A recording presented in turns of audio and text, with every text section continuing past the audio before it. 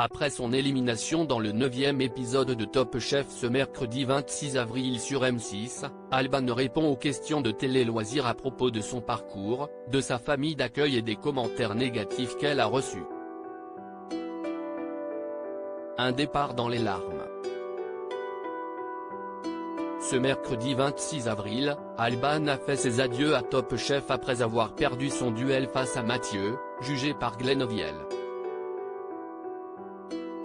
La candidate de l'équipe bleue de Philippe Etchebest a donc été éliminée au bout de 9 semaines de concours, elle qui était entrée de justesse dans la compétition au sein de la brigade solitaire.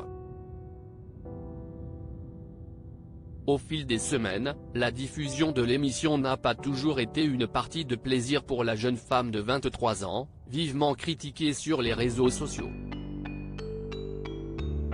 Je me suis bien fait entourer. J'ai pu vraiment prendre du recul, faire un petit travail sur moi, me demander pourquoi ça m'atteignait autant, révèle-t-elle dans une interview accordée à Télé Loisirs, dans laquelle elle dresse le bilan de son aventure. J'ai fait un beau concours, en reflet avec ma vie qui n'a jamais été constante, témoigne Alban de Top Chef Télé Loisirs. Comment vous sentiez-vous dans ce duel face à Mathieu ? Alban, j'étais vraiment sur la sellette, je sentais que ça se jouait à pile ou face. C'était un moment particulièrement stressant parce que je m'étais déjà retrouvé dans cette situation-là face à Dany. C'était plutôt dans le concours, on n'avait pas autant d'attaches, là on était quand même en 9e semaine, je ne pensais pas arriver jusque-là. J'étais particulièrement stressé. Et d'un coup de fourchette, la place m'échappe. Quelle a été votre réaction au moment où Glenn a annoncé votre élimination ? Je pense qu'on l'a vu à ma tête, rire.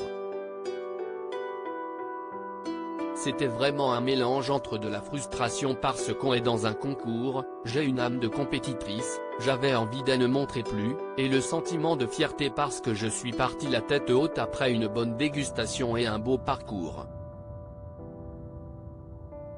J'étais vraiment mitigé. Stéphane Rothenberg dit que vous avez marqué l'histoire du concours, rien que ça. Ce n'était pas vraiment le sentiment que j'avais sur le moment. Avec le recul, je me dis que j'ai fait un beau concours, en reflet avec ma vie qui n'a jamais été constante ou toute douce. Il y a eu des hauts et des bas. J'étais fier parce que même si j'apprenais mon élimination, je me sentais déjà grandi de cette expérience. Je pense que j'ai pu marquer le concours par mon authenticité. Au premier épisode, dans ce chant, j'étais malade et je n'avais plus de voix. J'ai assumé jusqu'au bout. Ça a été mon mot d'ordre, vivre les choses à fond avec ma personnalité et mon caractère. Mon histoire familiale a beaucoup été répétée, admet Alban de Top Chef. Quel souvenir gardez-vous de votre participation ? Je garde tout en tête.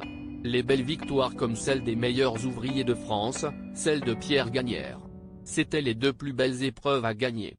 Je garde aussi de grands apprentissages de mes défaites comme le soufflé ou la salade de fruits. Si on réussit toujours, on évolue moins vite. Quand on échoue, on a le pouvoir de se remettre en question. Je retiens les bons moments mais aussi les mauvais qui m'ont permis de grandir à plus grande vitesse. Vous avez vécu en famille d'accueil. Était-il facile d'évoquer le sujet dans l'émission ? Mon histoire familiale a vite été mise sur le devant de la table et a même beaucoup été répétée. J'ai facilement parlé de cette histoire parce que pour moi, c'est une grande force d'avoir vécu ça. Je ne voulais pas tirer les larmes en parlant de ma famille d'accueil, je voulais souligner le positif, on allait à la chasse, à la pêche, on cueillait nos fruits et légumes. est tellement positif dans une carrière de cuisinier que c'était impossible de ne pas l'évoquer. Cette période de mon enfance m'a permis d'exprimer quelque chose dans mes plats. Je ne transmettais pas de la tristesse, que des souvenirs joyeux.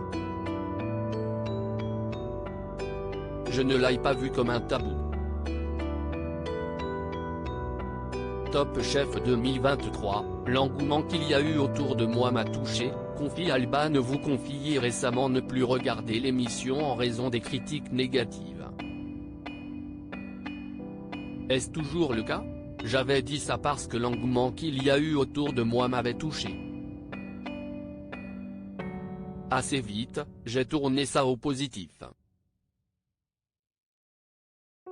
J'ai fait Top Chef, je ne le ferai qu'une fois dans ma vie. Je me suis bien fait entourer. J'ai pu vraiment prendre du recul, faire un petit travail sur moi, me demander pourquoi ça m'atteignait autant. C'est une expérience qui m'a beaucoup fait grandir. On ne peut pas plaire à tout le monde et ce n'est pas grave. Il y a aussi des critiques positives. Arrivez-vous à trouver votre équilibre là-dedans? J'ai trouvé mon équilibre. Il ne faut pas oublier que j'ai reçu plein de messages positifs de gens qui ont connecté à mes valeurs. C'est la beauté de la chose. C'est pour ça que je profite de Top Chef, je me remplis de ce positif. Quels sont vos projets? En sortant de Top Chef, j'ai pris du temps pour comprendre ce que je voulais faire. Je me suis mise à mon compte pour être chef à domicile, je donne des cours de cuisine dans une période de transition. Je suis en train de travailler sur l'ouverture d'un restaurant d'ici la fin de l'été.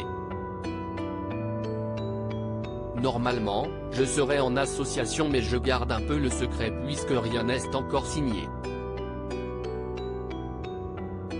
À lire aussi Jean Tremble, Dany, Top Chef, ne s'attendait pas à cette surprise réservée par la production.